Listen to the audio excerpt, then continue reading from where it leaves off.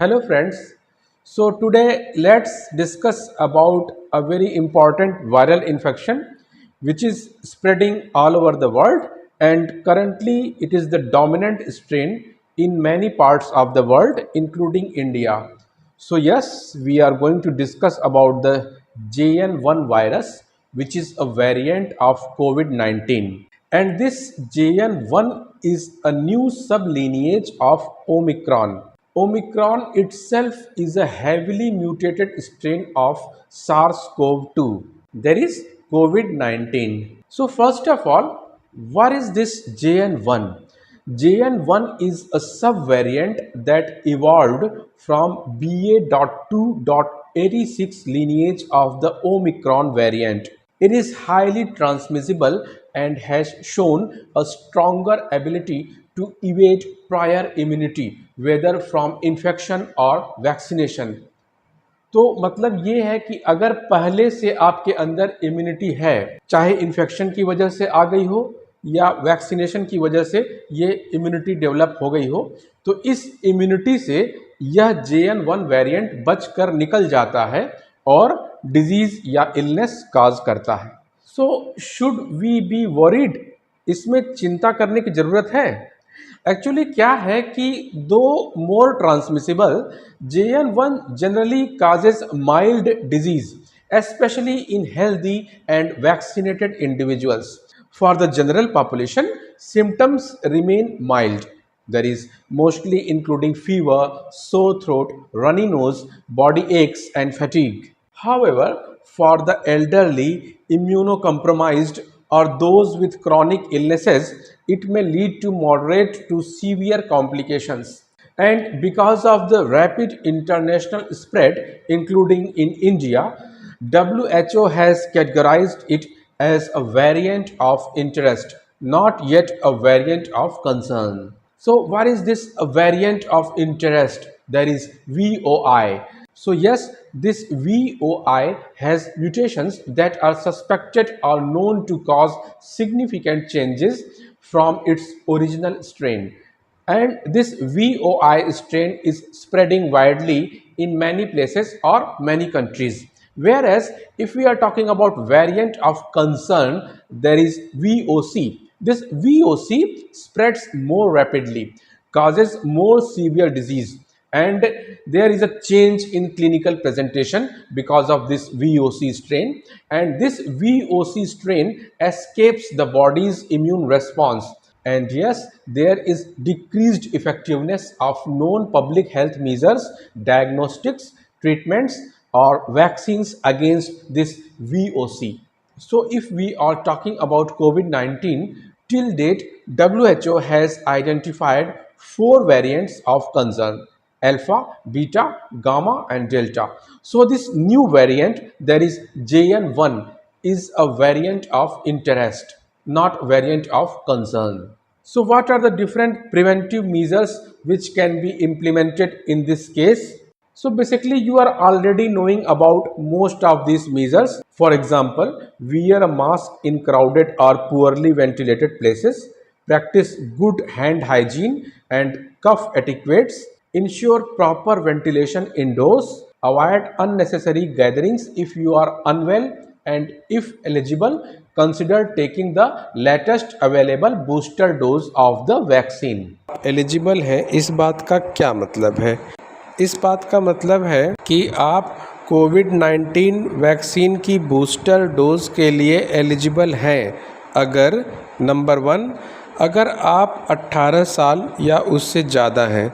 वैसे कुछ बूस्टर्स 12 साल से ऊपर के बच्चों के लिए भी हैं। यह इस बात पर डिपेंड करता है कि कौन सी वैक्सीन आप लगवाने जा रहे हैं और किस कंट्री की बात हो रही है।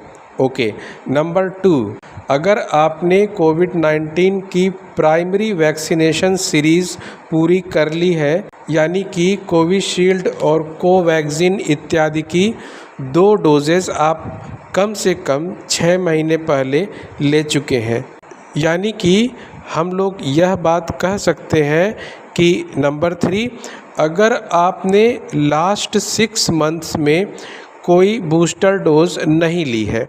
एंड नंबर 4, अगर आपको वर्तमान में कोई कोविड-19 इन्फेक्शन नहीं है। और नंबर 5, अगर आप बहुत ज़्यादा इम्यूनो कम्प्रोमाइज़्ड नहीं हैं, क्योंकि ऐसे केसेस में डॉक्टर से कंसल्ट कर लीजिए और जो शेड्यूल आपको डॉक्टर बताएंगे उसी को फॉलो कीजिए। ठीक है, तो अब अगला पॉइंट ये है कि बेस्ट टाइम कौन सा है जब बूस्टर लिया जाए। तो कायदे से देखिए तो जब भी एक न्यू वेव आती है इस पैंडेमिक की, तो उसके शुरू होने के पहले आप यह बूस्टर डोज ले लें। और या अगर आप किसी हाई रिस्क टाइप का जॉब करते हैं या हाई रिस्क एरिया में काम करते हैं तो भी आप यह बूस्टर डोज ले लें। जैसे कि आप एक हेल्थ केयर वर्कर हैं, आपकी एज ज़्यादा है, या अगर आपको कुछ सीरियस बीमारियां हैं जैसे कि डायबिटीज़, हाइपरटेंशन और हार्ट, लंग, किडनी की कुछ बीमारियां, और जब भी आपको आखिरी बार इन्फेक्शन हुआ था या जब भी आपने आखिरी डोज ली थी वैक्सीन की, तो उसके कम से कम 6 महीने के बाद आप बूस्टर डोज ले लें।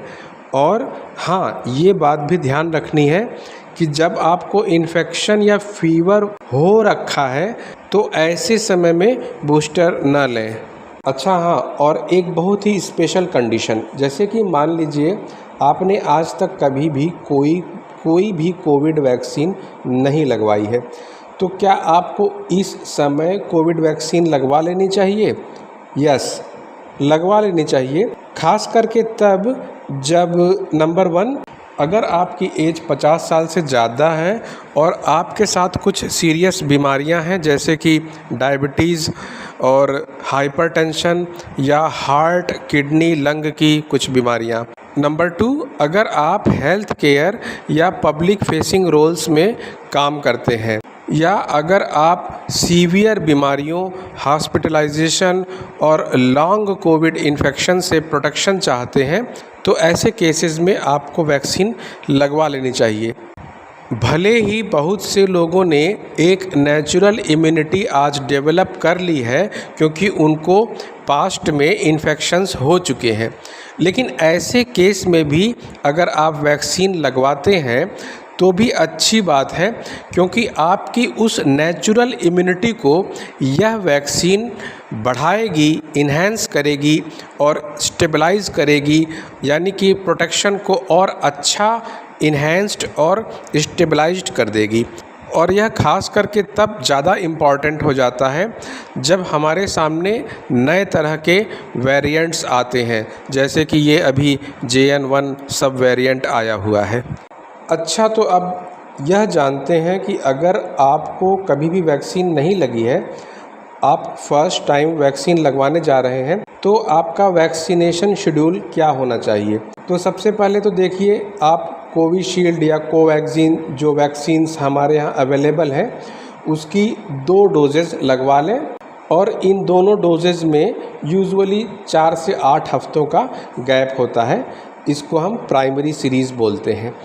और अब इस प्राइमरी सीरीज़ के बाद फर्दर सावधानी बरतते हुए 6 महीने के बाद एक बूस्टर डोज भी लगवा लीजिए। और इसके अलावा एक अच्छी बात यह भी है कि कुछ जगहों पर एक हेटेरोलॉगस बूस्टर भी देते हैं, यानी कि ये जो बूस्टर होगा वो आपकी पिछली जो 2 वैक्सीन्स थी प्राइमरी सीरीज़ की, उन दोनों से अलग होगा। कहने का मतलब ये है कि मान लीजिए आपने पहले कोवैक्सीन की 2 डोजेज़ लगवा रखी हैं और अब आप बूस्टर के तौर पर कोविशील्ड लगवाना चाहते हैं, तो क्या ऐसा आप कर सकते हैं? यस, कर सकते हैं ऐसा। जैसे ICMR और एम्स की तरफ से ऐसी स्टडीज़ आई हैं जिन्होंने यह शो किया है कि वह लोग जो पहले कोवैक्सीन रिसीव किए हैं और बाद में कोविशील्ड का बूस्टर लगवा लेते हैं, उनके अंदर एंटीबॉडी रिस्पांस ज़्यादा अच्छा डेवलप होता है। इसलिए इम्यूनिटी को और अच्छी तरह से डेवलप करने के लिए यह स्ट्रेटजी इंटरनेशनल लेवल पर भी अडॉप्ट की जाती है। ठीक है, ओके। और अब बात करते हैं इसके अपोजिट की, यानी कि अगर आपने 2 कोविशील्ड की डोजेज़ लगवा ली हैं, तो अब क्या आप कोवैक्सीन का बूस्टर लगवा सकते हैं? हाँ, ये भी ठीक है, ऐसा भी कर सकते हैं। तो इस डायरेक्शन में उतना ज़्यादा पब्लिश्ड डेटा नहीं है हमारे पास, लेकिन जनरली ये भी सेफ़ माना जाता है। लेकिन हो सकता है इस बार आपको उतना अच्छा बूस्टअप ना मिले इम्यूनिटी में, जितना अच्छा आपको कोवैक्सीन के बाद कोविशील्ड का बूस्टर लगवाने पर मिल रहा था। लेकिन कोई बात नहीं, अगर आप कोविशील्ड की 2 डोजेज़ के बाद कोवैक्सीन का बूस्टर लेते हैं तो भी आपकी प्रोटेक्शन पहले से तो अच्छी हो ही जाएगी।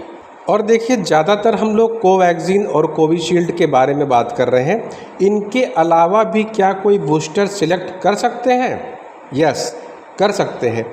गवर्नमेंट ऑफ इंडिया ने कोवोवैक्स नाम की एक और वैक्सीन को, जो कि सीरम इंस्टीट्यूट ऑफ इंडिया द्वारा बनाई गई है, तो इस कोवोवैक्स का बूस्टर भी अलाउ किया गया है उन लोगों के लिए जो कि पहले कोवैक्सीन या कोविशील्ड की प्राइमरी सीरीज़ ले चुके हैं। अच्छा, और अब एक थोड़ा सा इम्पॉर्टेंट और कंट्रोवर्शियल पॉइंट भी डिस्कस कर लेते हैं।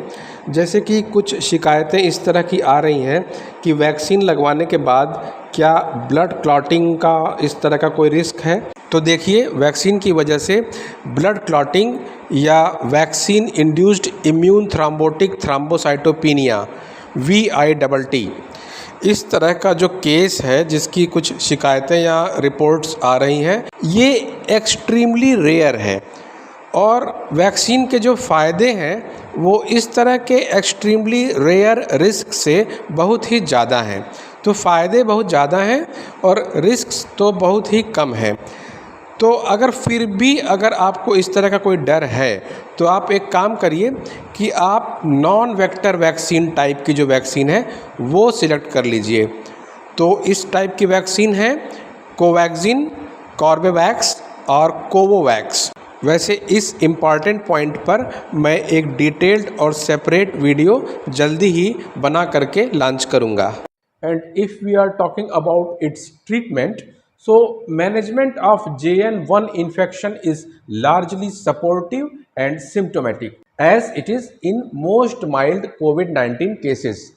So for fever, myalgia or sore throat, you can give paracetamol or other NSAIDs and advise adequate hydration, rest, and a light and nutritious diet. And in case of cough, mild antihistamines or cough suppressants may be used.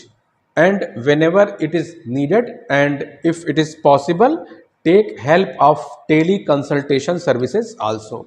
And yes, for high risk patients, antivirals like nirmatrelvir ritonavir combination may be considered, but only on medical advice. And yes, hospitalization is rarely required and only in the patients with severe respiratory symptoms, oxygen desaturation, or comorbid conditions that complicate the recovery. So, the final words here are, so far, JN1 is not a cause for panic, but continued surveillance, public awareness, and self responsibility are essential. So, this was the important and essential update about this JN1 variant, which you must know. And soon I will be back with the next interesting and important topic.